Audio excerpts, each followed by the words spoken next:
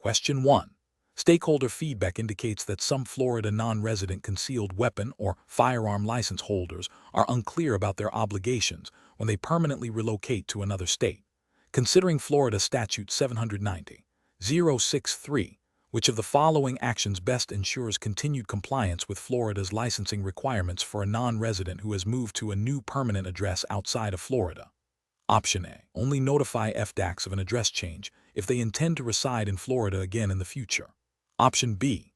Promptly notify the Florida Department of Agriculture and Consumer Services, FDACs, of the new permanent address and apply for a replacement license as required by Florida law.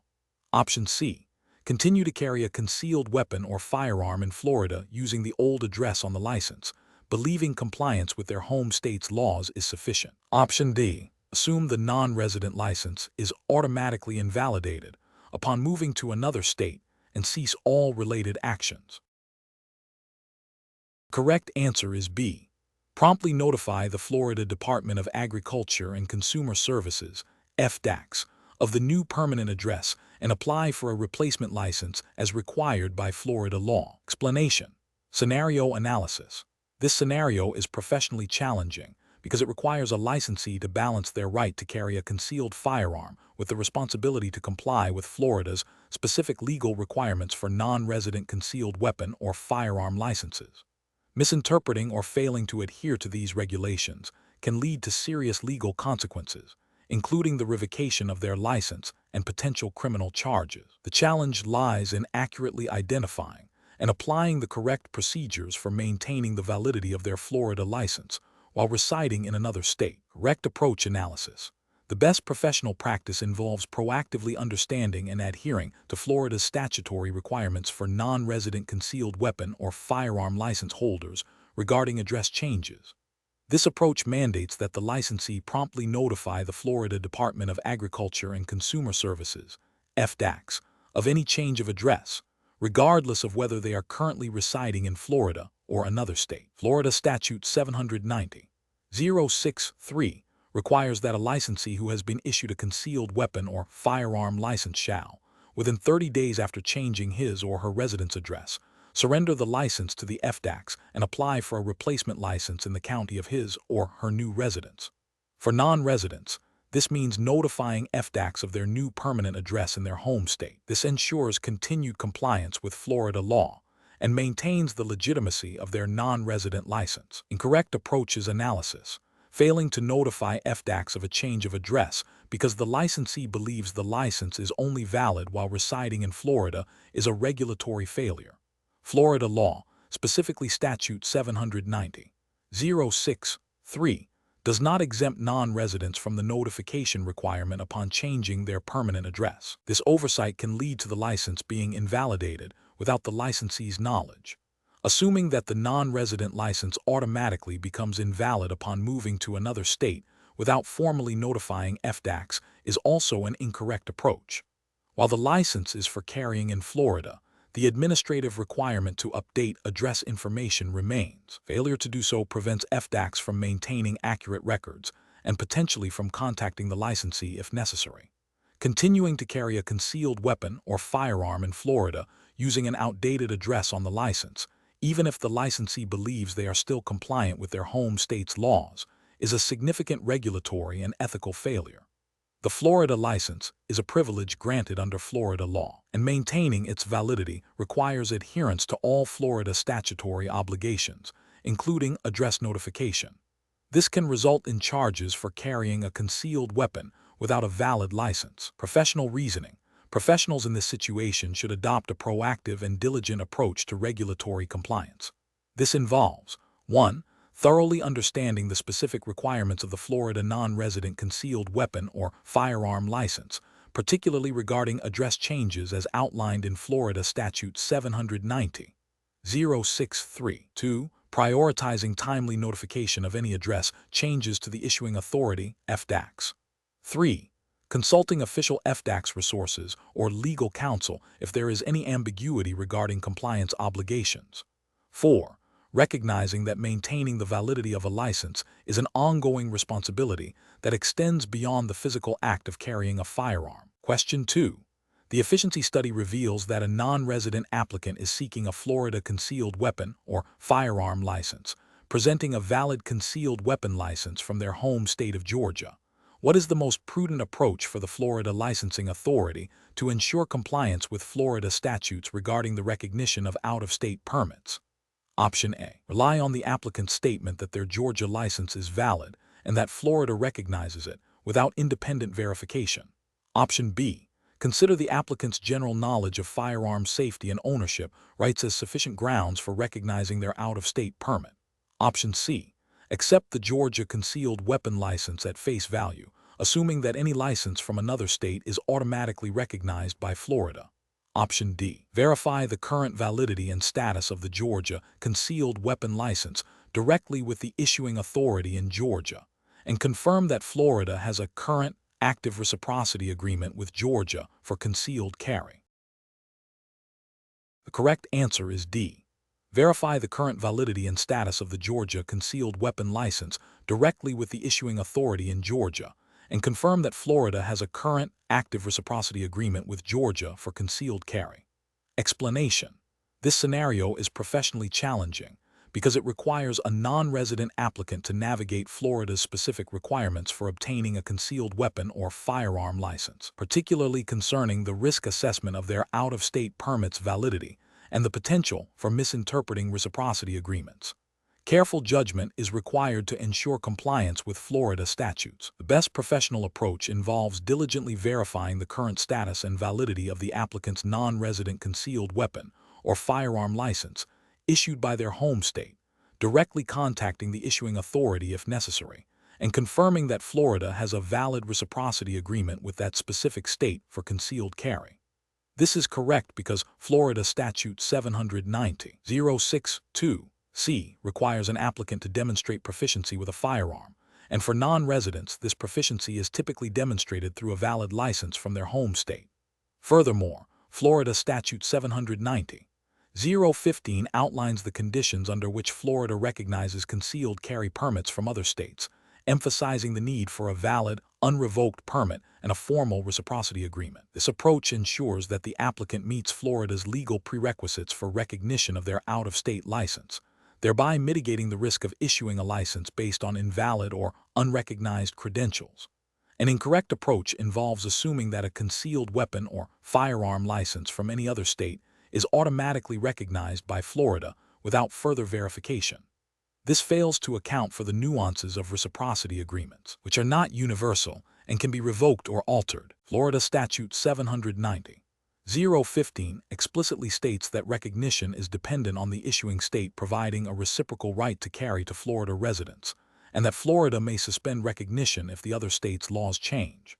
Another incorrect approach is to rely solely on the applicant's verbal assurance that their out-of-state license is valid and recognized by Florida, without independent verification. This bypasses the due diligence required by Florida law and creates a significant risk of issuing a license improperly.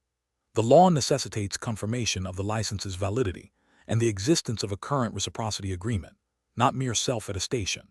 Finally, an incorrect approach is to interpret a general understanding of firearm ownership rights as sufficient to bypass the specific licensing and reciprocity requirements for concealed carry in Florida. Florida Statutes 790.06 and 790.015 establish a clear legal framework for concealed carry, which includes specific requirements for both residents and non-residents seeking recognition of their out-of-state permits. The professional decision-making process for similar situations should involve a systematic review of the applicant's documentation against the specific statutory requirements of the jurisdiction. This includes verifying the validity and status of any out-of-state licenses, confirming the existence and terms of any reciprocity agreements, and consulting official state resources or legal counsel when ambiguity exists.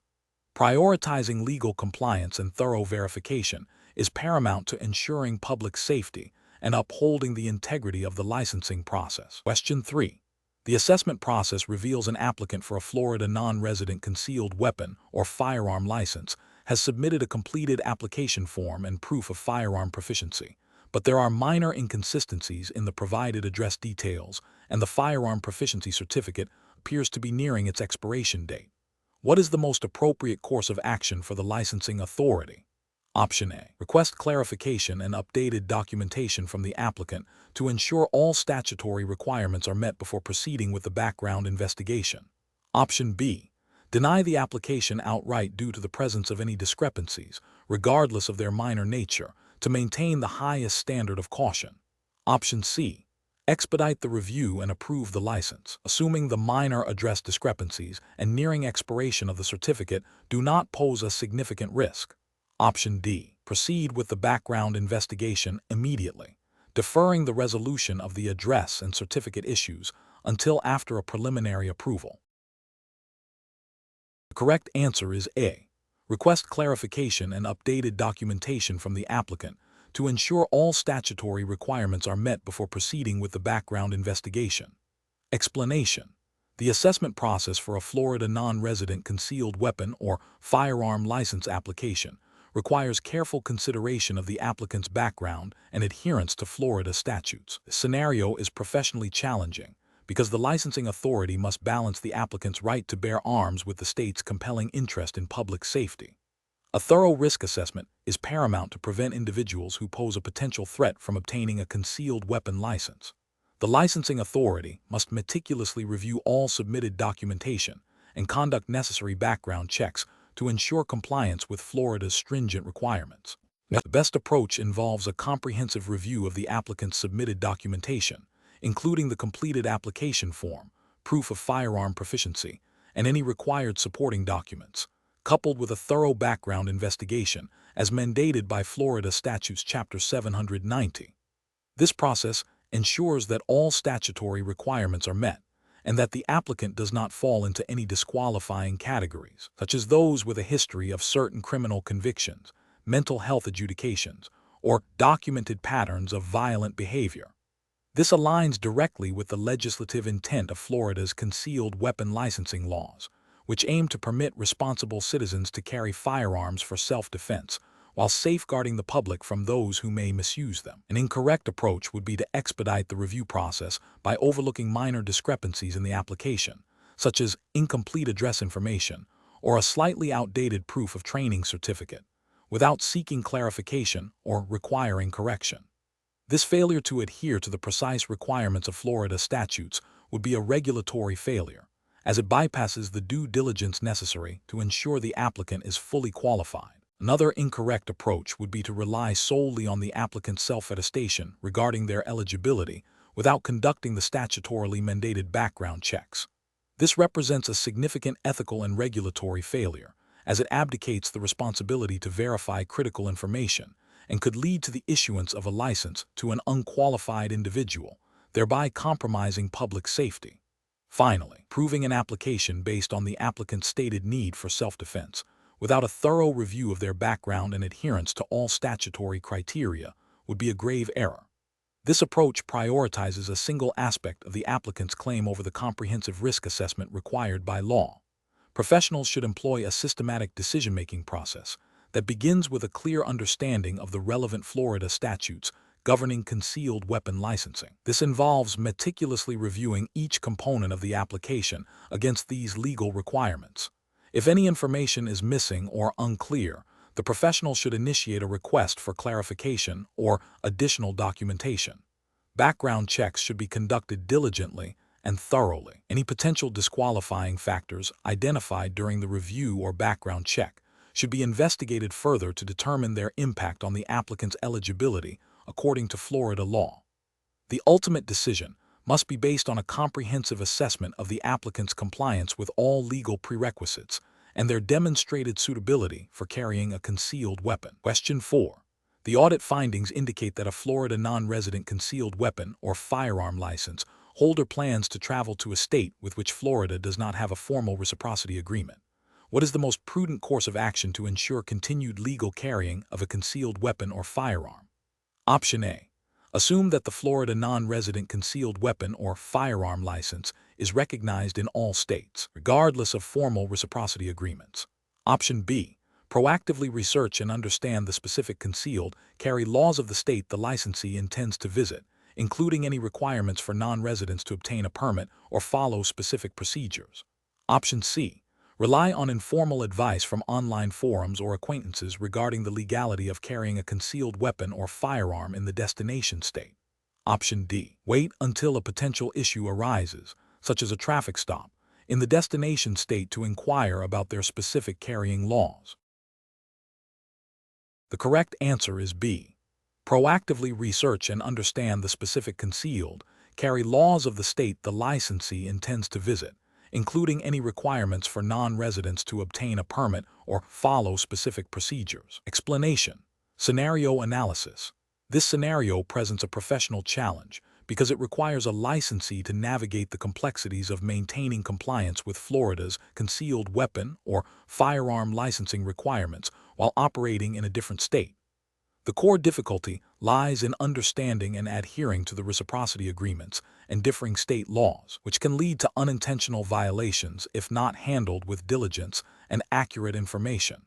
Careful judgment is required to ensure continued legal carrying privileges and avoid potential legal repercussions. Correct approach analysis. The best professional practice involves proactively researching and understanding the specific concealed carry laws of the state the licensee intends to visit. This includes verifying if Florida has a reciprocity agreement with that state, and if not, determining the requirements for legally carrying a concealed weapon or firearm as a non-resident. This approach is correct because Florida Statute 790.062(f) implicitly requires licensees to abide by the laws of other jurisdictions when carrying a concealed weapon or firearm outside of Florida. Proactive research ensures compliance with both Florida's requirements for maintaining a license and the laws of the visited state, thereby upholding the integrity of the license and avoiding legal jeopardy. Incorrect approach is analysis. One incorrect approach involves assuming that a valid Florida non-resident concealed weapon or firearm license automatically grants the right to carry concealed in all other states. This is a significant regulatory failure because reciprocity is not universal. Florida Statute 790.06 does not mandate that other states recognize Florida licenses without specific agreements. Relying on this assumption can lead to carrying a concealed weapon or firearm illegally in another state, potentially resulting in arrest and revocation of the Florida license. Another incorrect approach is to only rely on informal advice from other individuals or online forums regarding carrying laws in another state. This is professionally unacceptable because it bypasses official and reliable sources of legal information. Laws are subject to change, and informal advice may be outdated, inaccurate, or misinterpreted. This can lead to a misunderstanding of legal requirements, such as specific permit requirements, prohibited locations, or training mandates in the visited state, all of which are critical for maintaining legal carrying status. A further incorrect approach is to wait until a potential issue arises, such as a traffic stop or interaction with law enforcement in another state, to inquire about carrying laws.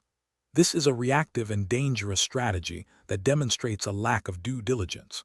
It places the licensee in a vulnerable legal position and fails to meet the ethical obligation of responsible firearm ownership and licensing. The responsibility to know and follow the law rests with the licensee at all times, not just when confronted with a problem. Professional reasoning. Professionals should adopt a proactive and diligent approach to maintaining their licensing compliance. This involves a commitment to ongoing education regarding relevant laws and regulations. When planning to carry a concealed weapon or firearm outside of Florida, the decision-making process should prioritize obtaining accurate, official information from the relevant authorities of the destination state and the Florida Department of Agriculture and Consumer Services. This ensures that all legal requirements are understood and met before engaging in the activity, thereby safeguarding both the licensee and public safety. Question 5. Compliance review shows an applicant for a Florida non-resident concealed weapon or firearm license possesses a valid concealed carry permit from their home state of Georgia. What is the most prudent course of action for the applicant to ensure their Florida application is compliant with Florida law? Option A. Rely on information from a friend who stated that Georgia permits are always recognized by Florida without needing further checks. Option B. Submit the application with a copy of the Georgia permit, assuming Florida will automatically recognize it due to reciprocity. Option C. Proactively verify the current status of Georgia's concealed carry permit and confirm Florida's current reciprocity agreement with Georgia before submitting the application. Option D. Omit any mention of the Georgia permit on the Florida application, believing Florida will conduct its own background checks. The correct answer is C. Proactively verify the current status of Georgia's concealed carry permit and confirm Florida's current reciprocity agreement with Georgia before submitting the application. Explanation. Scenario analysis.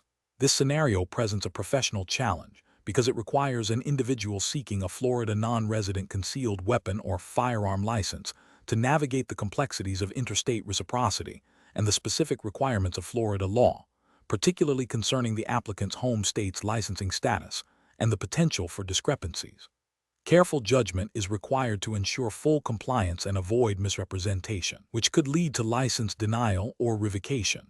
Correct approach analysis. The best professional practice involves proactively verifying the current status of the applicant's home state's concealed carry permit and understanding how Florida law addresses reciprocity with that specific state. This approach ensures that the application accurately reflects the applicant's qualifications and complies with Florida Statute 790.06, which governs concealed weapon or firearm licenses. By confirming the home state's permit is valid and recognized by Florida, the applicant can confidently proceed with the application, demonstrating due diligence and adherence to legal requirements. Incorrect approach is analysis.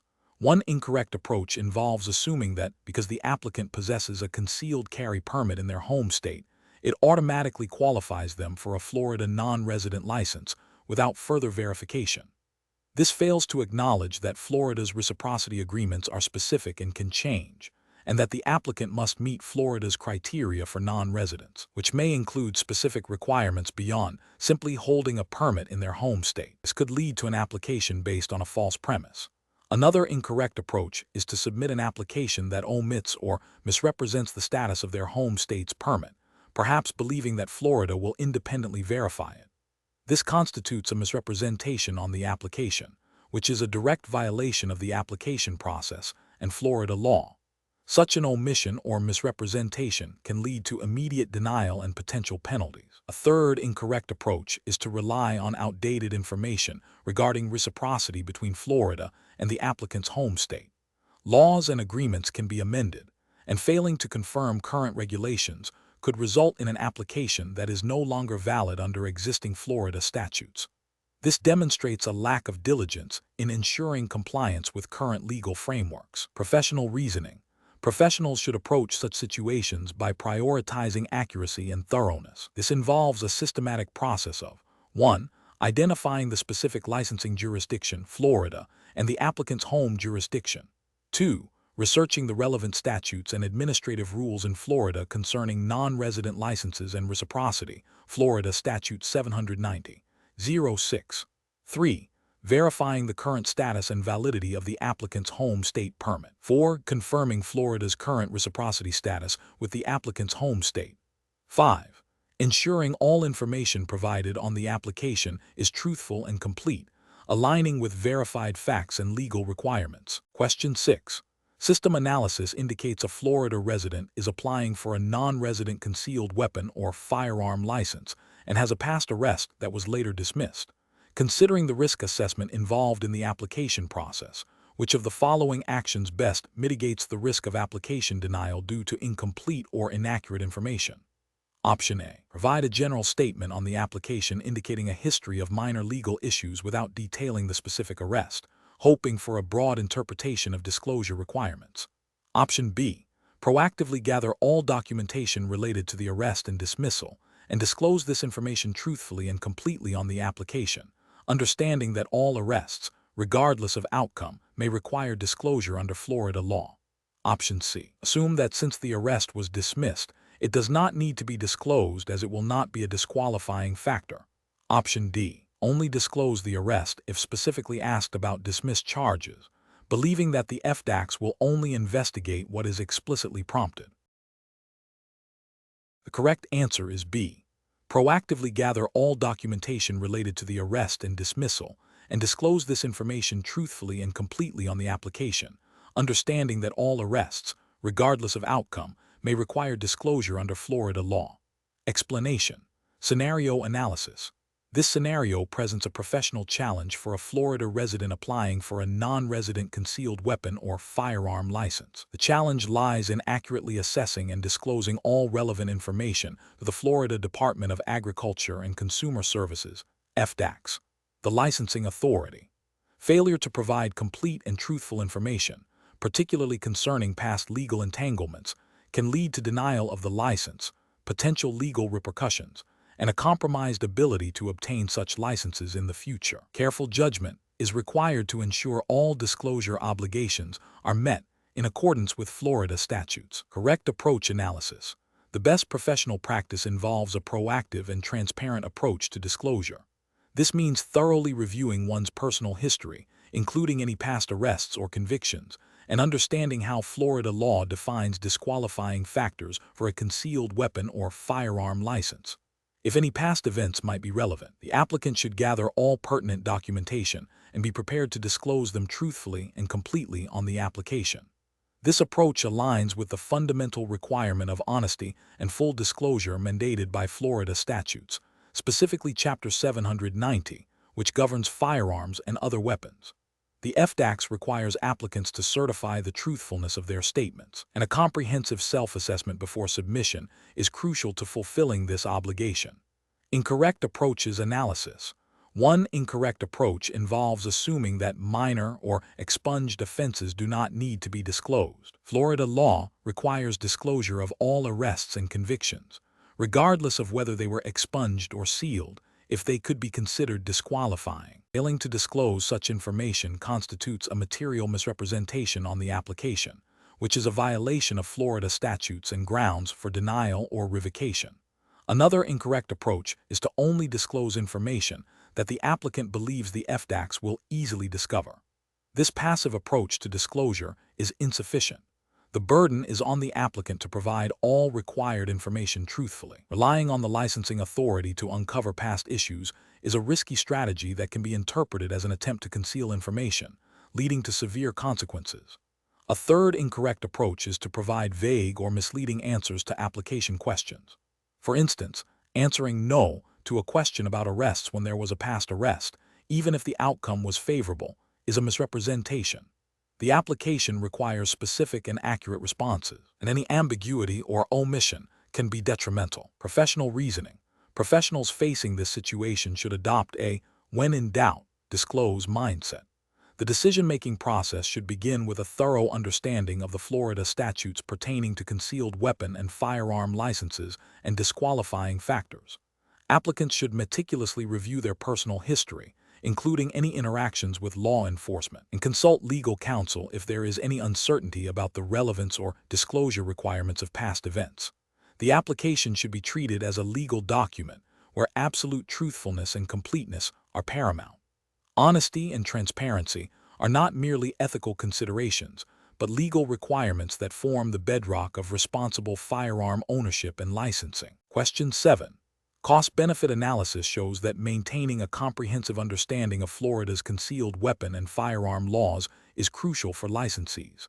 Considering the potential legal and ethical ramifications, which of the following actions best demonstrates responsible compliance with Florida statutes Chapter 790 when carrying a concealed firearm? Option A. Assuming that the privilege of carrying a concealed firearm in Florida grants broad discretion to carry in most public spaces, provided the firearm remains concealed. Option B. Proactively identifying and avoiding all locations explicitly prohibited by Florida statutes Chapter 790, such as courthouses and schools, and exercising caution in other potentially sensitive areas. Option C. Carrying a concealed firearm in any location not explicitly marked with a "No Guns Allowed" sign, assuming that the absence of a sign implies permission.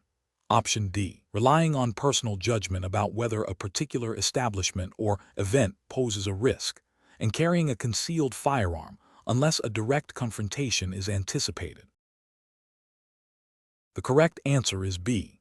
Proactively identifying and avoiding all locations explicitly prohibited by Florida statutes Chapter 790, such as courthouses and schools, and exercising caution in other potentially sensitive areas. Explanation. Scenario analysis. This scenario is professionally challenging because it requires a licensee to balance their right to carry a concealed firearm in Florida with the responsibility to comply with the specific requirements of Florida law regarding carrying firearms in certain locations.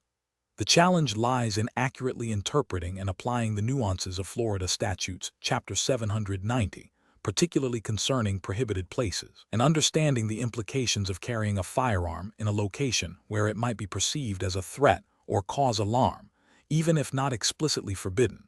Careful judgment is required to avoid potential legal repercussions and to uphold the public trust associated with carrying a concealed weapon. Correct approach analysis. The best professional practice involves a thorough understanding and strict adherence to Florida Statute Chapter 790, specifically focusing on the prohibitions outlined in Section 790. 0612. This statute clearly lists places where carrying a concealed weapon or firearm is prohibited, such as courthouses, polling places on election days, schools, and secure areas of airports. A licensee must proactively identify these locations and refrain from carrying a concealed firearm within them. This approach is correct because it directly aligns with the legal framework established by Florida law for concealed weapon and firearm licensees, ensuring compliance and minimizing risk. Ethical considerations also support this approach, as respecting these prohibitions demonstrates a commitment to public safety and avoids creating unnecessary alarm or conflict. Incorrect approaches analysis. One incorrect approach is to assume that if a location is not explicitly listed as prohibited, it is permissible to carry a concealed firearm. This overlooks the broader intent of the law, which aims to prevent firearms in sensitive areas where they could pose a risk or be misconstrued. Another incorrect approach is to rely solely on personal interpretation of whether a situation feels safe or appropriate for carrying a firearm. This subjective judgment can lead to violations, as it does not adhere to the objective legal standards set forth in Florida statutes. Finally, assuming that a sign prohibiting firearms is the only indicator of a restricted location is also an error. While signs are important, the statute itself defines many prohibited locations regardless of signage. Professional reasoning. Professionals should employ a proactive and diligent approach to understanding Florida statutes Chapter 790. This involves regularly reviewing the statute for any amendments and seeking clarification from official sources if unsure about specific locations or circumstances. Before entering any public or private establishment, a licensee should mentally, or if necessary, physically verify if the location falls under any statutory prohibitions. This systematic process ensures that decisions are based on legal requirements rather than assumptions or personal feelings, thereby upholding both legal compliance and professional responsibility. Question 8. Implementation of a move from Georgia to Florida by a resident who currently holds an unexpired Georgia weapons license presents a complex situation regarding the application for a Florida non-resident concealed weapon or firearm license. Considering Florida Statutes Chapter 790, what is the most prudent course of action for this individual to ensure a compliant application process? Option A. Proceed with the Florida application without specifically addressing or verifying Florida's residency requirements, believing the out-of-state license is sufficient. Option B. Submit the Florida application using the Georgia address as the current address, relying on the out-of-state license as sufficient proof of eligibility.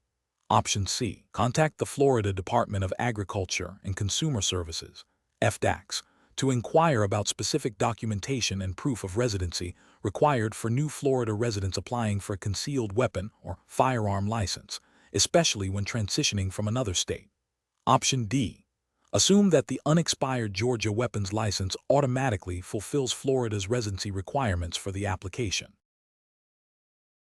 The correct answer is C. Contact the Florida Department of Agriculture and Consumer Services, FDACS, to inquire about specific documentation and proof of residency required for new Florida residents applying for a concealed weapon or firearm license, especially when transitioning from another state. Explanation.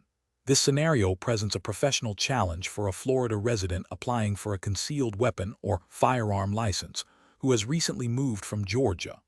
The core difficulty lies in accurately interpreting and applying Florida's specific residency requirements and the implications of a prior out-of-state license, ensuring compliance with Florida Statutes Chapter 790. A hasty or incomplete understanding of these requirements could lead to a denial of the application or, worse, a violation of Florida law. The best approach involves proactively seeking clarification directly from the Florida Department of Agriculture and Consumer Services, FDACS, the agency responsible for issuing concealed weapon licenses. This proactive step ensures that the applicant understands the precise documentation and proof of residency required under Florida law, especially considering the transition from another state. This aligns with the ethical obligation to be truthful and transparent in the application process and the regulatory requirement to meet all statutory criteria for licensure. By directly engaging with the issuing authority, the applicant demonstrates due diligence and a commitment to fulfilling all legal obligations, thereby mitigating the risk of application errors or misinterpretations of Florida's specific residency rules. An incorrect approach would be to assume that a valid, unexpired concealed carry permit from Georgia automatically satisfies Florida's residency requirements without further verification. This fails to acknowledge that Florida has its own distinct statutory definitions of residency for licensing purposes, which may not be met simply by possessing an out-of-state permit. Relying solely on the out-of-state permit without confirming Florida's specific requirements constitutes a failure to meet the statutory burden of proof for residency, potentially leading to a false representation on the application. Another incorrect approach is to submit the application with the Georgia address listed as the current address, believing that the out-of-state license is sufficient proof of eligibility. This misrepresents the applicant's current residential status in Florida and fails to provide the necessary evidence of establishing residency within the state as required by Florida statutes. This approach is ethically problematic as it involves providing potentially misleading information to the licensing agency. Finally, an incorrect approach would be to disregard the residency requirement altogether, assuming that the possession of a valid out-of-state license negates the need to prove Florida residency. This demonstrates a fundamental misunderstanding of the licensing process, which is state-specific and requires applicants to meet the criteria of the state in which they are seeking the license. This failure to adhere to the explicit statutory requirements of Florida law is a significant regulatory and ethical lapse. Professionals facing similar situations should adopt a framework of proactive inquiry and meticulous adherence to the specific statutory and regulatory requirements of the relevant jurisdiction. This involves identifying the issuing authority, thoroughly reviewing all applicable statutes and administrative rules, and seeking direct clarification when any ambiguity exists regarding eligibility criteria, such as residency. Transparency and accuracy in all representations to government agencies are paramount. Question 9. To address the challenge of accurately completing a Florida non-resident concealed weapon or firearm license application, an applicant who was previously arrested for a misdemeanor offense that was subsequently dismissed by the court must decide how to report this incident. Considering Florida's regulatory framework for firearm licensing, which approach best ensures compliance and a favorable review of the application? Option A. State on the application that there have been no arrests as the charges were dropped. Option B. Omit the arrest from the application entirely as the case was dismissed and did not result in a conviction. Option C. Report the arrest and the charge, but do not mention that the case was dismissed, allowing the FDACS to discover the disposition if they choose. Option D. Fully disclose the arrest, including the charge and the fact that the case was dismissed, providing any requested documentation. The correct answer is D. Fully disclose the arrest, including the charge and the fact that the case was dismissed, providing any requested documentation. Explanation. Scenario analysis. This scenario presents a professional challenge for a Florida resident applying for a non-resident concealed weapon or firearm license. The applicant has a prior arrest for a misdemeanor that was ultimately dismissed. The challenge lies in accurately and ethically disclosing this information to the Florida Department of Agriculture and Consumer Services, FDACS, the licensing authority. Failure to disclose or misrepresenting the facts can lead to denial of the license and potentially further legal repercussions. The applicant's understanding of what constitutes a disqualifying offense and the requirement for full disclosure is critical. Correct approach analysis. The best professional practice involves a complete and truthful disclosure of all past interactions with law enforcement, regardless of the outcome. This means acknowledging the arrest, providing details about the charge, and clearly stating that the case was dismissed. This approach aligns with the FDAC's need for comprehensive information to assess an applicant's eligibility and trustworthiness. Florida law, specifically Florida Statutes Chapter 790, outlines the criteria for firearm license eligibility, which includes a review of criminal history. Full disclosure ensures compliance with the spirit and letter of these statutes, demonstrating honesty and a commitment to the licensing process. It preempts potential issues that could arise from the FDAC's discovering the arrest through background checks. Incorrect approaches analysis. Failing to mention the arrest because it was dismissed is a significant regulatory and ethical failure.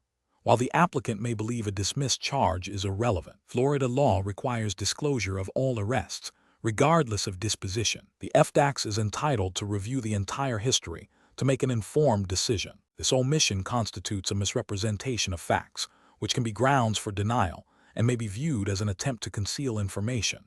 Stating that there have been no arrests because the case was dismissed is also a direct misrepresentation. An arrest is a legal event that occurred, even if it did not result in a conviction. Omitting this fact is dishonest and violates the applicant's obligation to provide truthful information on the application. This can lead to the denial of the license and potentially impact future applications for permits or licenses requiring background checks. Providing only the arrest date and charge without mentioning the dismissal is incomplete and potentially misleading.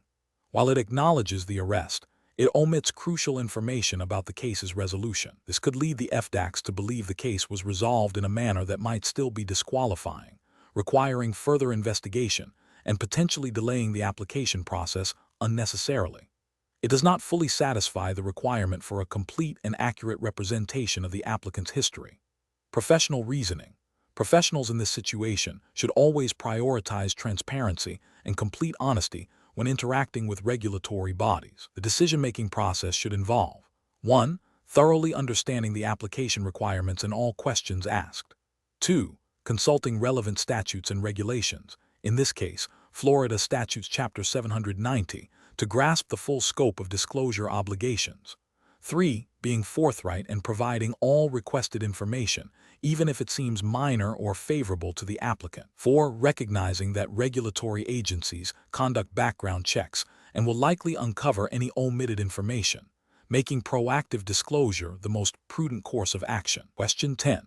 The review process indicates that a Florida non-resident applicant for a concealed weapon or firearm license is concerned about the financial risk associated with carrying a firearm valued at $750, along with accessories worth $150, and believes there is a 5% chance of the firearm being stolen while carried. What is the calculated financial risk associated with this scenario? Option A, $900. Option B, $450. Option C, $22.50. Option D, $45. The correct answer is D, $45. Explanation. The review process indicates a need to assess the applicant's understanding of risk assessment principles as they apply to the Florida non-resident concealed weapon or firearm license application, specifically concerning the financial implications of carrying a firearm. This scenario is professionally challenging because it requires the applicant to translate a practical, real-world concern, potential financial loss due to theft, into a quantifiable risk that aligns with the licensing requirements. Careful judgment is required to differentiate between speculative fears and demonstrable risks that might influence the applicant's decision-making process regarding firearm carriage. The best professional approach involves accurately calculating the potential financial loss based on the provided information. This demonstrates an understanding of risk assessment by quantifying the potential negative outcome. The applicant must identify the value of the firearm and any associated accessories, then consider the probability of theft. By multiplying the value of the potential loss by the probability of that loss occurring, the applicant can arrive at a monetary risk value. This quantitative approach is crucial for informed decision-making and aligns with the practical considerations of responsible firearm ownership and carriage, even if not explicitly mandated by the licensing statute for this specific calculation. It reflects a mature understanding of the responsibilities associated with carrying a concealed weapon. An incorrect approach would be to focus solely on the emotional distress or inconvenience of losing the firearm, While these are valid concerns, they are not quantifiable in a financial risk assessment. Another incorrect approach would be to ignore the possibility of theft altogether, assuming it will not happen. This demonstrates a failure to engage in any form of risk assessment.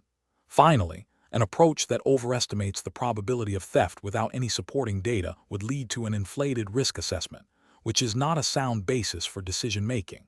Professionals should employ a decision-making framework that begins with identifying potential risks, quantifying them where possible, and then evaluating the significance of those risks. In this context, it means moving beyond subjective feelings to objective calculations that inform responsible actions. Question 11. Examination of the data shows a firearms dealer in Florida has received an application for a non-resident concealed weapon or firearm license from an individual who states they have recently relocated to Florida, but has not yet obtained a Florida driver's license.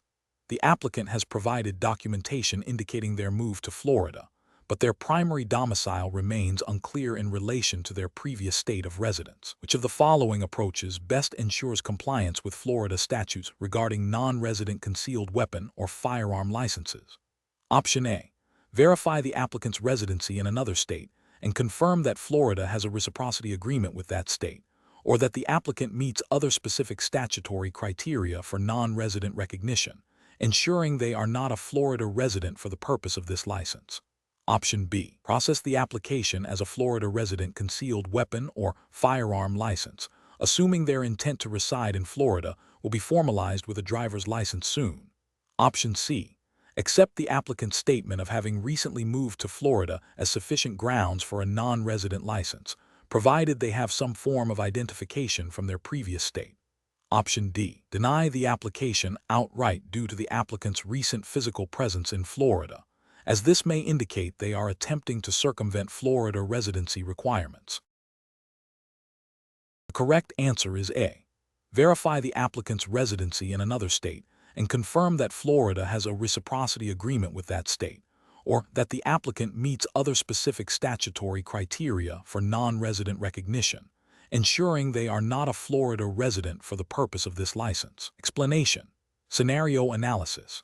This scenario presents a professional challenge for a Florida licensed firearms dealer who has received an application for a non-resident concealed weapon or firearm license from an individual who has recently moved to Florida but has not yet established residency for the purpose of obtaining a Florida driver's license. The challenge lies in accurately interpreting and applying Florida statutes regarding residency requirements for non-resident licenses, balancing the need to process applications efficiently with the imperative to uphold legal standards and prevent potential misuse of the licensing system. Misinterpreting residency can lead to either denying a legitimate applicant or, more critically, issuing a license to someone who does not meet the statutory criteria, potentially compromising public safety. Correct approach analysis. The best professional approach involves carefully reviewing the applicant's documentation against the specific definition of resident, as outlined in Florida statutes, Chapter 790, specifically concerning concealed weapon or firearm licenses. This entails understanding that, while the applicant may have moved to Florida, they must demonstrate they are not a resident of another state for the purpose of carrying a concealed weapon or firearm, and that their primary domicile is in Florida. This approach directly adheres to the legislative intent of Florida's concealed carry laws, which are designed to grant privileges to individuals who are demonstrably residents of Florida, or who meet specific criteria for non-resident recognition as defined by statute. The dealer must verify that the applicant is not a Florida resident for the purpose of obtaining a Florida concealed weapon license, but rather is a resident of another state seeking recognition under Florida's reciprocity agreements or specific non-resident provisions, if applicable.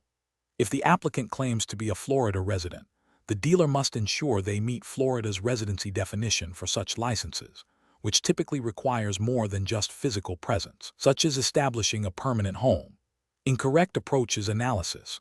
One incorrect approach would be to accept the applicant's assertion of having recently moved to Florida as sufficient proof of non-residency for the purpose of a non-resident license, without further verification of their primary domicile in another state. This fails to uphold the statutory requirement that a non-resident applicant must be a resident of a state with which Florida has a reciprocity agreement, or meets other specific statutory criteria for non-resident recognition, and that they are not a Florida resident. Another incorrect approach would be to deny the application solely based on the applicant's recent physical presence in Florida, without considering if they meet the criteria for a non-resident license, such as being a resident of a state with a reciprocity agreement. This could unfairly penalize an individual who legally qualifies for a non-resident license. Finally, accepting documentation that clearly indicates Florida residency, e.g., a Florida driver's license application in progress, utility bills in their name at a Florida address, and then processing it as a non-resident application would be a direct violation of the statutory framework, as it misclassifies the applicant's residency status. Professional reasoning. Professionals in this field must adopt a systematic approach to application review. This involves 1. Thoroughly understanding the specific statutory definitions of resident and non-resident as they pertain to concealed weapon and firearm licensing in Florida. 2. Carefully examining all submitted documentation for consistency with these definitions. 3. Seeking clarification or additional documentation when ambiguities arise, rather than making assumptions. 4. Prioritizing adherence to the law and public safety over expediency. In situations involving residency, it is crucial to remember that the applicant's intent and primary domicile are key factors, and these must be objectively verifiable through the provided documentation and statutory criteria. Question 12. Upon reviewing the application of a Florida resident who wishes to obtain a non-resident concealed weapon or firearm license in Florida, and who currently holds a valid concealed carry permit issued by a state that is not listed on Florida's official reciprocity agreements for non-resident permits, what is the most appropriate course of action to ensure compliance with Florida Statutes Chapter 790? Option A. Suggest the applicant rely on information from online forums and discussions with other permit holders to determine if Florida generally recognizes permits from states similar to their own for non-resident licensing. Option B. Advise the applicant to proceed with the standard Florida non-resident concealed weapon or firearm license application process, ensuring all Florida-specific requirements are met, as their current out-of-state permit does not qualify them for reciprocity under Florida law for this specific license type.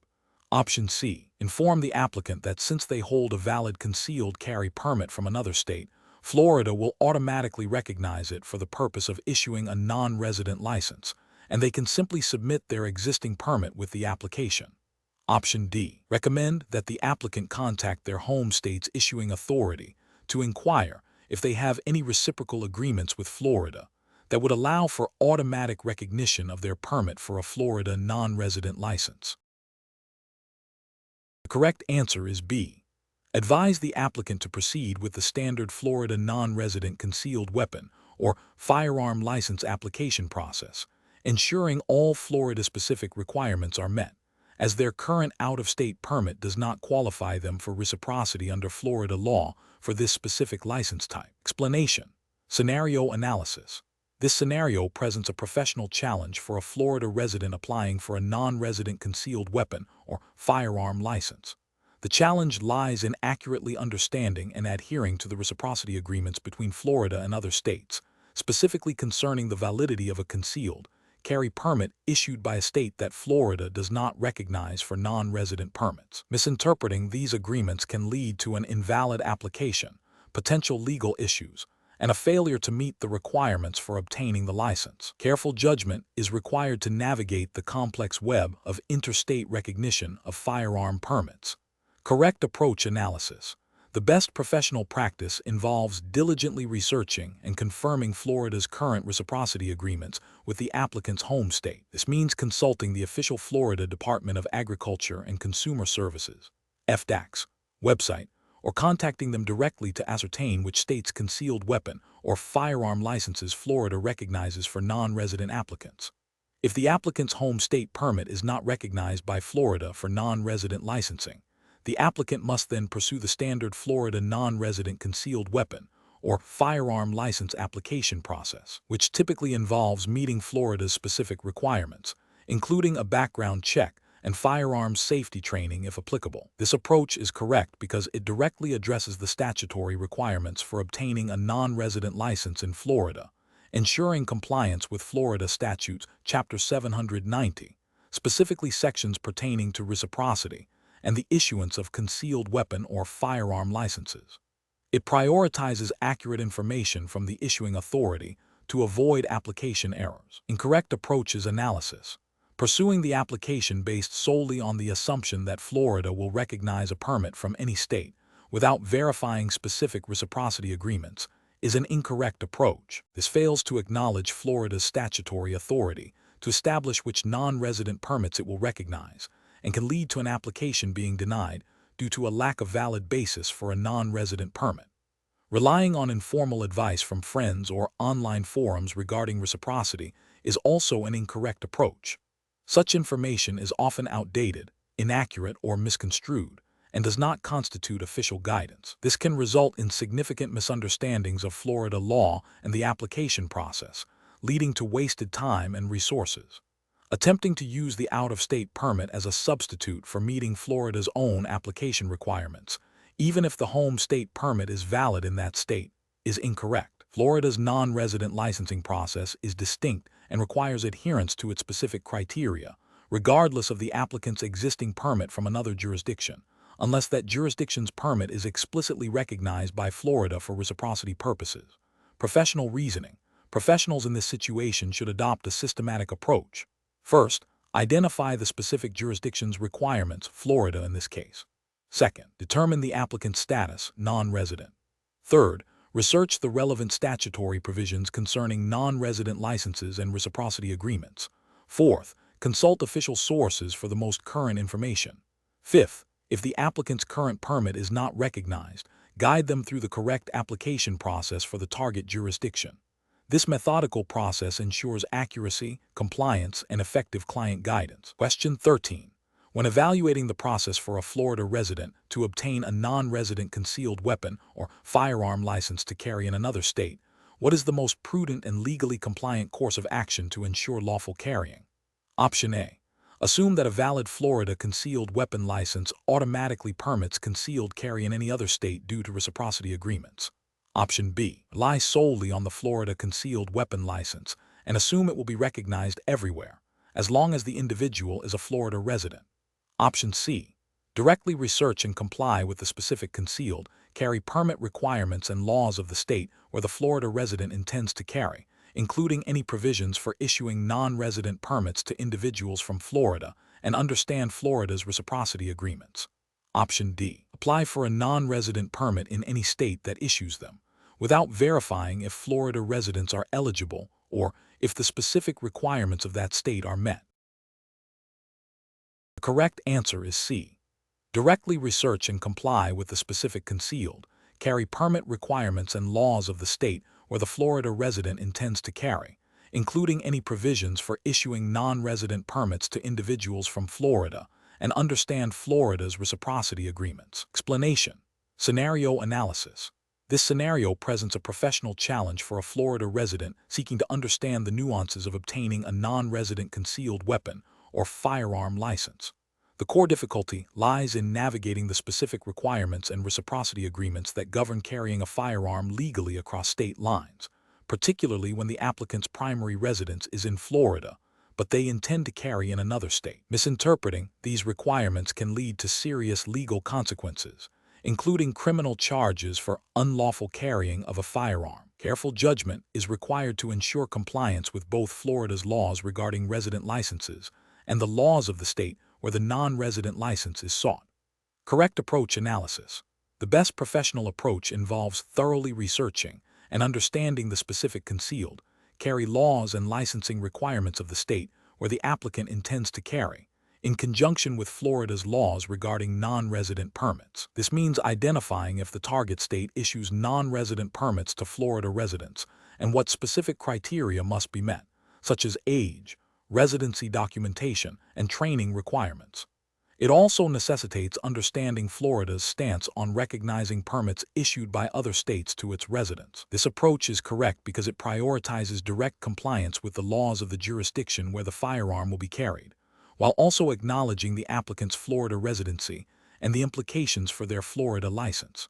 The Florida Department of Agriculture and Consumer Services, FDACS, is the issuing authority for concealed weapon licenses in Florida, and their guidelines, along with the laws of the reciprocal state, are paramount. Incorrect approach is analysis. Assuming that a Florida concealed weapon license automatically grants the right to carry a concealed firearm in any other state is a significant regulatory failure. While Florida has reciprocity agreements with many states, these agreements are not universal and are subject to the laws of the other states. Relying solely on the Florida license, without verifying the specific requirements and recognition status in the intended state of carry, is a direct violation of the principle of knowing and adhering to the laws of the jurisdiction where one is present. Another incorrect approach is to assume that if the target state issues non-resident permits, any Florida resident can obtain one without meeting the specific criteria of that state. Each state has its own eligibility requirements, which may differ from Florida's. Failing to investigate and meet these specific criteria, such as age, background checks, or specific training courses mandated by the non-resident state, constitutes a failure to comply with that state's licensing framework. Finally, attempting to obtain a non-resident license in a state that explicitly does not issue them to residents of Florida or to individuals who are not residents of that specific state is a futile and potentially misleading endeavor. This approach ignores the fundamental principle that non-resident permits are typically granted based on a defined relationship or need for carrying in that state, often requiring proof of residency in a state that lacks reciprocity with the issuing state. Professional reasoning. Professionals should adopt a systematic approach to advising clients on non-resident concealed carry permits. This involves 1. Identifying the client's state of residence, Florida in this case. 2. Determining the state S where the client wishes to carry a concealed firearm. 3. Thoroughly researching the laws of the intended state S of carry regarding concealed carry permits, specifically focusing on their policies for issuing non-resident permits to residents of other states. 4. Investigating Florida's reciprocity agreements and how they apply to the client's situation. 5. Advising the client to apply for a non-resident permit in the target state if eligible, ensuring all specific requirements of that state are met, or to rely on reciprocity if applicable and sufficient. 6. Emphasizing that carrying a firearm is a privilege governed by the laws of the jurisdiction where one is present, and that ignorance of these laws is not a defense. Question 14. The analysis reveals that a resident of Georgia who holds a valid Georgia weapons carry license is applying for a Florida non-resident concealed weapon or firearm license. What is the most prudent and legally compliant course of action for this applicant to ensure their Florida application is processed correctly? Option A.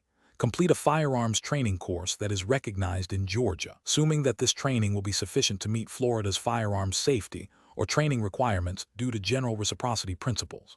Option B. Thoroughly review Florida Statute 790.06 and any applicable FDACS administrative rules to ensure all specific Florida requirements for non-resident applicants, including training and application procedures, are met independently of their Georgia license. Option C. Rely on advice from online forums and firearm enthusiast groups to understand the nuances of Florida's non-resident licensing process, as these sources often provide practical insights. Option D. Submit their Georgia weapons carry license along with their Florida application, assuming that Florida's reciprocity agreements will automatically validate their eligibility based on their home state permit. The correct answer is B. Thoroughly review Florida Statute 790.06 and any applicable FDACS administrative rules to ensure all specific Florida requirements for non-resident applicants, including training and application procedures, are met independently of their Georgia license. Explanation. The analysis reveals a common implementation challenge for individuals seeking a Florida non-resident concealed weapon or firearm license when their home state has differing reciprocity agreements or licensing requirements. The professional challenge lies in navigating these cross-jurisdictional complexities accurately and ethically, ensuring compliance with Florida's specific statutes without misinterpreting or over-relying on the laws of their state of residence. Misunderstanding these nuances can lead to either unnecessary delays, denial of the license, or, more critically, operating outside the bounds of legal authorization. The correct approach involves a thorough and direct examination of Florida's statutory requirements for non-resident concealed weapon or firearm licenses, specifically focusing on the provisions outlined in Chapter 493, Florida statutes, and any relevant administrative rules promulgated by the Florida Department of Agriculture and Consumer Services, FDACS. This approach prioritizes understanding Florida's independent criteria for eligibility, training, and application procedures, irrespective of the applicant's home state's laws. The regulatory justification is rooted in the principle that licensing bodies have the authority to set their own standards for permits issued within their jurisdiction. Florida Statute 790.062a and 2b outline the general requirements for a concealed weapon or firearm license, and for non-residents, the application process must adhere to these specific Florida mandates, including demonstrating a need to carry a weapon for self-defense and completing a firearms safety or training course that meets Florida's standards. An incorrect approach would be to assume that a valid concealed carry permit from one's home state automatically satisfies Florida's requirements due to reciprocity. While Florida does have reciprocity agreements with many states, these agreements do not negate the need for a non-resident to meet Florida's specific application and eligibility criteria. Relying solely on a home state permit without verifying Florida's independent requirements is a regulatory failure because it bypasses the statutory obligations imposed by Florida law on all applicants for its licenses. Another incorrect approach would be to rely on informal advice from online forums or individuals who may not have a comprehensive understanding of Florida's specific statutes and FDACS regulations. This is an ethical and regulatory failure, as it introduces a high risk of misinformation, potentially leading to an incomplete or inaccurate application, and ultimately, denial or even legal repercussions if the applicant acts on faulty advice. A further incorrect approach would be to submit an application that only addresses the requirements of the applicant's home state, assuming Florida's requirements are identical or implicitly covered. This demonstrates a lack of due diligence and a failure to adhere to the specific application process mandated by Florida law, which requires a complete and accurate submission tailored to Florida's regulations. The professional decision-making process for similar situations should involve a systematic approach. First, identify the specific jurisdiction whose license or permit is being sought, in this case, Florida. Second, locate and meticulously review the official statutes and administrative rules governing that jurisdiction's licensing process. Third, compare the requirements of the home jurisdiction with those of the target jurisdiction, noting any discrepancies. Fourth, prioritize meeting the explicit requirements of the target jurisdiction, even if they seem redundant or different from the home state's. Finally, seek clarification from the official licensing authority, FDACS in Florida, if any aspect of the requirements is unclear. Question 15. Comparative studies suggest that when processing a Florida non-resident concealed weapon or firearm license application, an applicant presents a valid concealed carry permit from their home state of Georgia, which has different training requirements than Florida. What is the most appropriate course of action for the Florida licensing authority?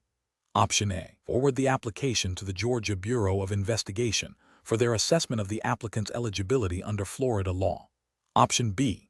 Issue the Florida non-resident license based on the applicant's valid Georgia permit, assuming reciprocity due to the applicant's home state license. Option C.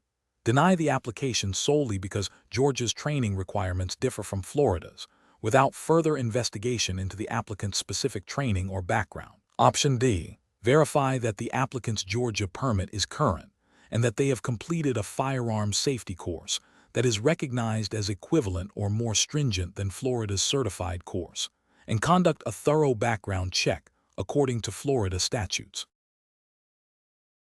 The correct answer is D. Verify that the applicant's Georgia permit is current and that they have completed a firearms safety course that is recognized as equivalent or more stringent than Florida's certified course, and conduct a thorough background check according to Florida statutes. Explanation. Comparative studies suggest that navigating the nuances of interstate reciprocity for concealed weapon or firearm licenses presents significant implementation challenges for both applicants and licensing authorities. The professional challenge lies in ensuring strict adherence to Florida's specific statutory requirements for non-resident licenses, particularly when an applicant's home state laws may differ, or when the applicant has a history that could impact eligibility under Florida law. Careful judgment is required to avoid misinterpreting or overlooking critical eligibility criteria, which could lead to the denial of a legitimate application or, conversely, the issuance of a license to an ineligible individual.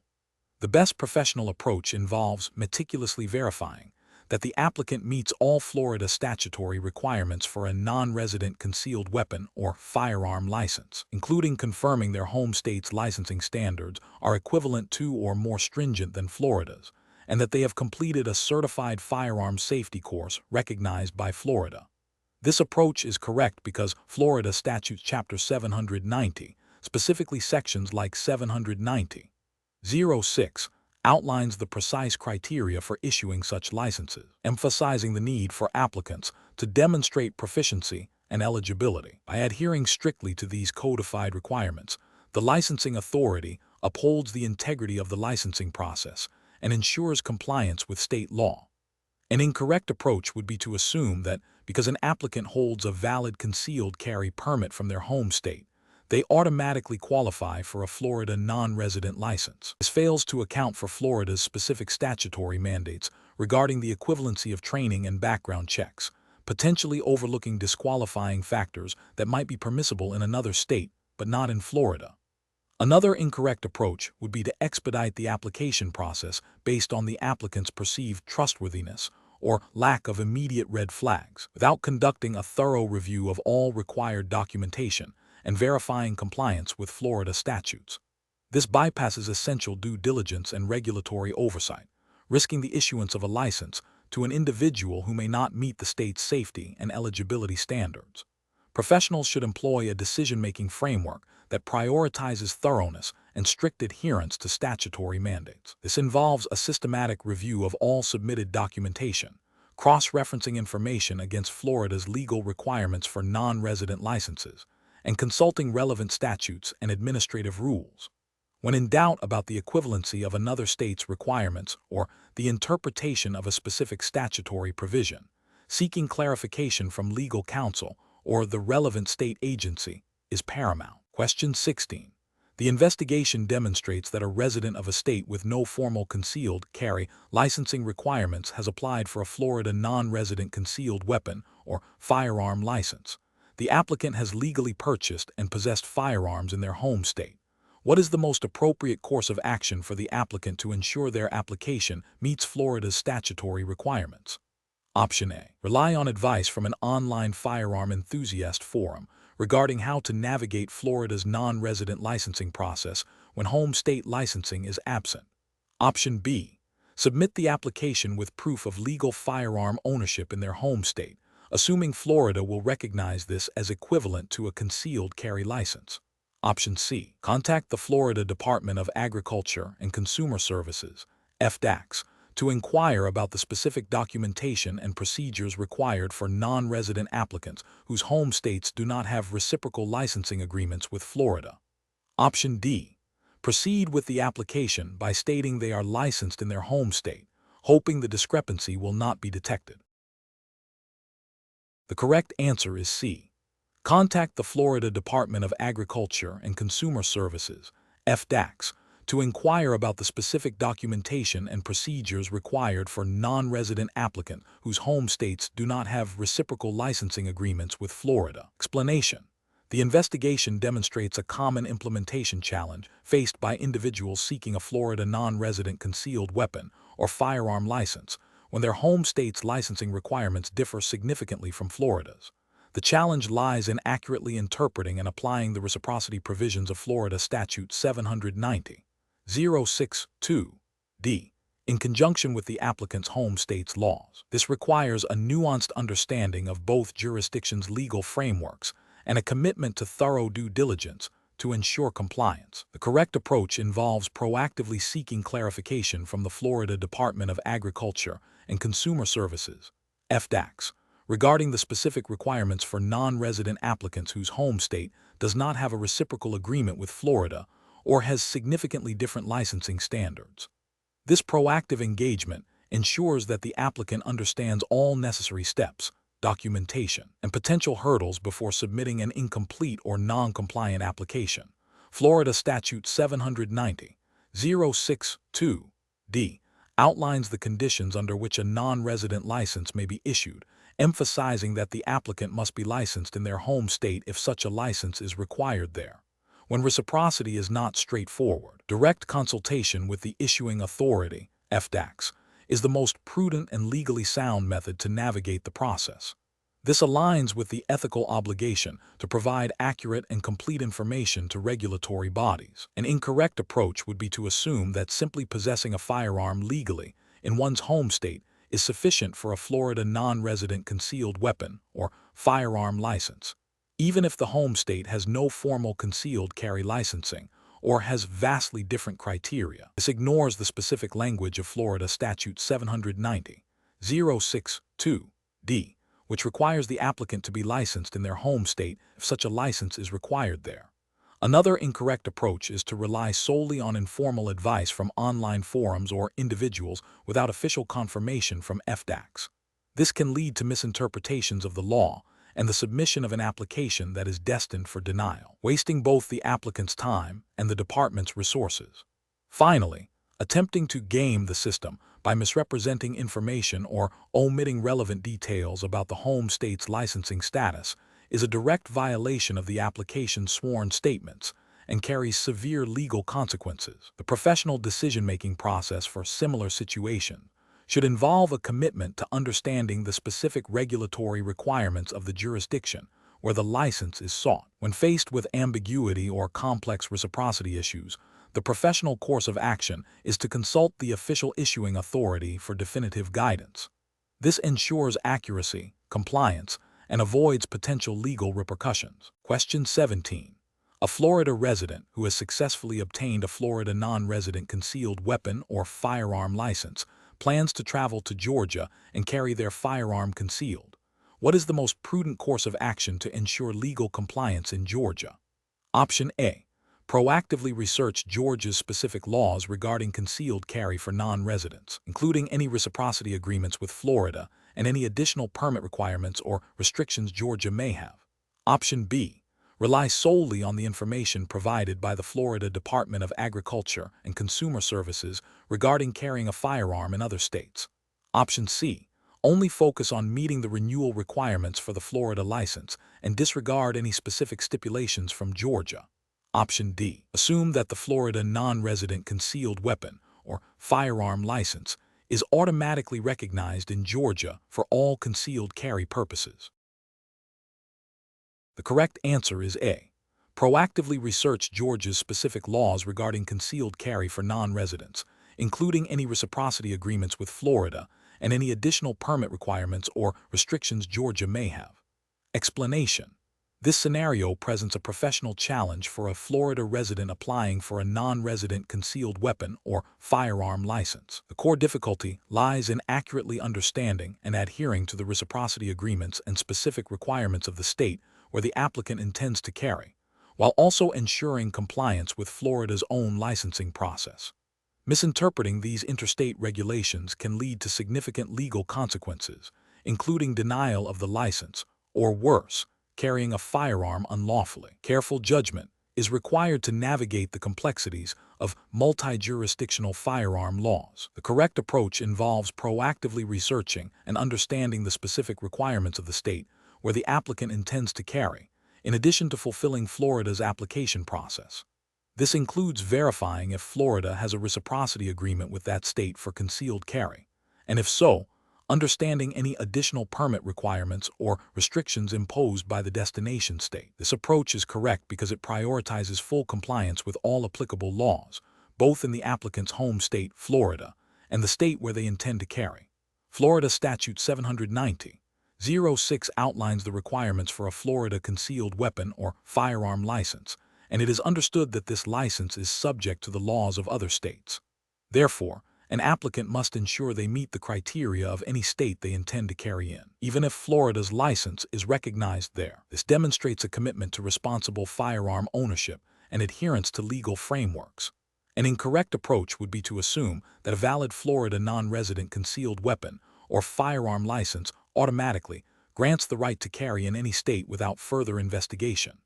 This fails to acknowledge that each state has its own laws regarding concealed carry, and reciprocity agreements are not universal or without conditions. Relying solely on the Florida license without verifying the destination state's laws could lead to violations of that state's statutes, potentially resulting in arrest and prosecution for carrying a concealed weapon without a permit recognized by that jurisdiction.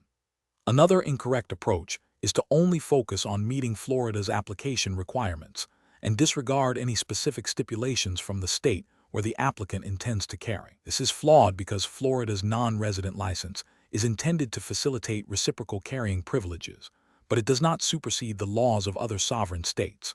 The applicant has a responsibility to be informed about the laws of the place they will be carrying.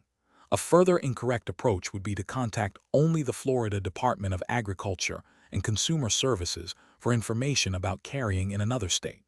While they administer the Florida license, they are not the authority on the laws of other states. This would lead to incomplete and potentially misleading information regarding the legality of carrying a concealed weapon in the intended destination.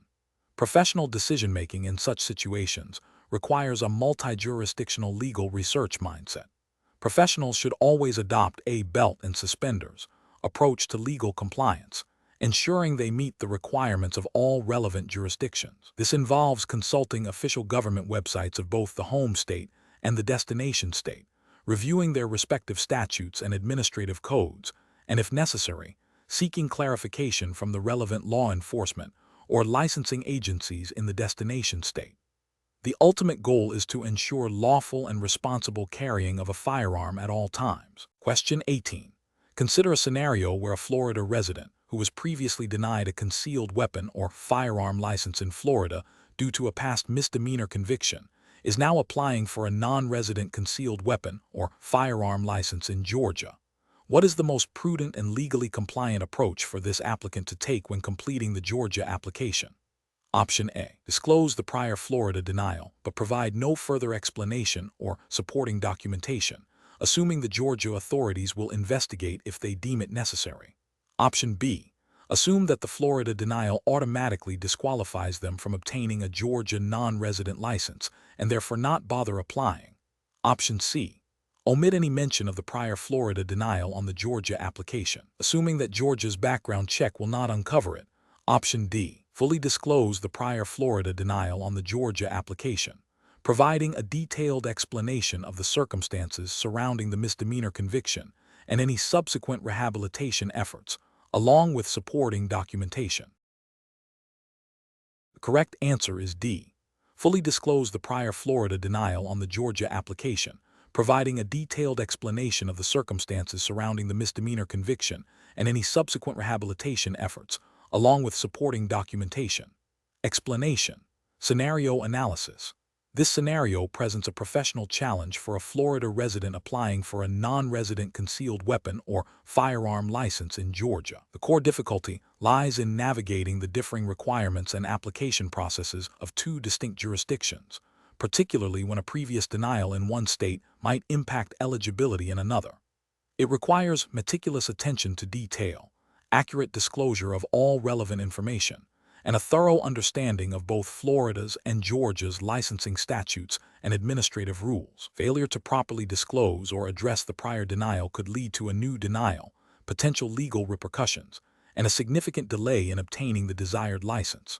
Correct approach analysis. The best professional approach involves proactively addressing the prior Florida denial within the Georgia application. This means fully disclosing the denial on the Georgia application form, providing a detailed explanation of the circumstances surrounding the denial, and submitting any supporting documentation that demonstrates the applicant's current eligibility or explains the reasons for the initial denial.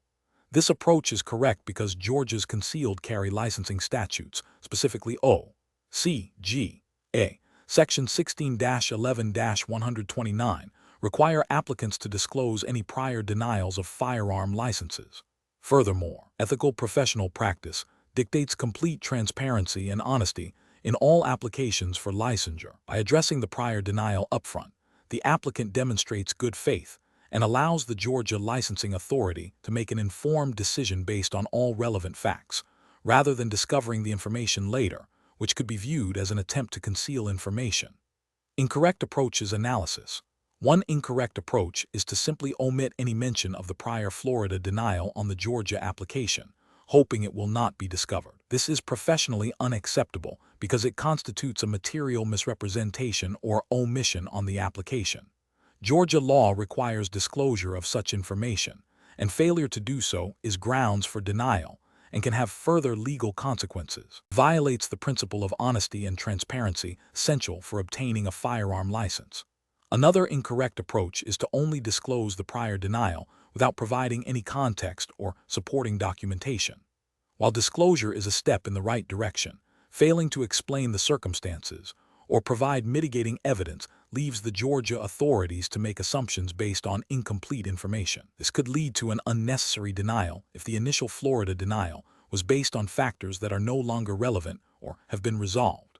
It falls short of demonstrating a proactive and responsible approach to the application process. A further incorrect approach is to assume that a denial in Florida automatically disqualifies an applicant in Georgia without investigating Georgia's specific eligibility criteria. While prior denials are a significant factor, each state has its own set of disqualifying factors. It is crucial to understand Georgia's specific grounds for denial as outlined in O.C.G.A. Section 16-11-129, and to present information that addresses those specific criteria, rather than relying on assumptions based on another state's laws. Professional reasoning. Professionals facing similar situations should adopt a proactive and transparent approach. The decision-making process should involve 1. Thoroughly understanding the application requirements of the target jurisdiction, Georgia in this case. 2. Identifying all potential disqualifying factors, including any prior denials or revocations in any jurisdiction. 3. Gathering all relevant documentation related to the prior denial, including the denial letter and any subsequent court orders or explanations. 4. Crafting a clear and concise explanation of the circumstances surrounding the prior denial, focusing on how those circumstances have been resolved or are no longer relevant. 5. Disclosing all information truthfully and completely on the application, attaching the explanation and supporting documents. This systematic approach ensures compliance with legal requirements and ethical standards, maximizing the likelihood of a favorable outcome. Question 19. During the evaluation of a Florida non-resident concealed weapon or firearm license application, what is the most critical step an applicant must take to ensure legal carry in another state that has a reciprocity agreement with Florida? Option A. Proactively research and understand the specific concealed carry laws and reciprocity agreements of the state. Where the applicant intends to carry a concealed weapon or firearm, including any additional permits or notifications required by that state. Option B. Assume that a valid Florida non-resident concealed weapon or firearm license automatically grants the right to carry concealed in any other state with a reciprocity agreement with Florida. Option C. Rely on informal advice from other individuals or online forums regarding the legality of carrying in another state, as this is often the quickest way to get information. Option D. Focus solely on meeting the renewal requirements for the Florida non-resident concealed weapon or firearm license, as this is the only license that needs to be maintained. The correct answer is A. Proactively research and understand the specific concealed carry laws and reciprocity agreements of the state. Where the applicant intends to carry a concealed weapon or firearm, including any additional permits or notifications required by that state. Explanation. Scenario analysis. This scenario presents a professional challenge for a Florida resident applying for a non-resident concealed weapon or firearm license. The challenge lies in accurately understanding and adhering to the specific reciprocity agreements and requirements of the state where the applicant intends to carry, while also ensuring their Florida license remains valid and compliant.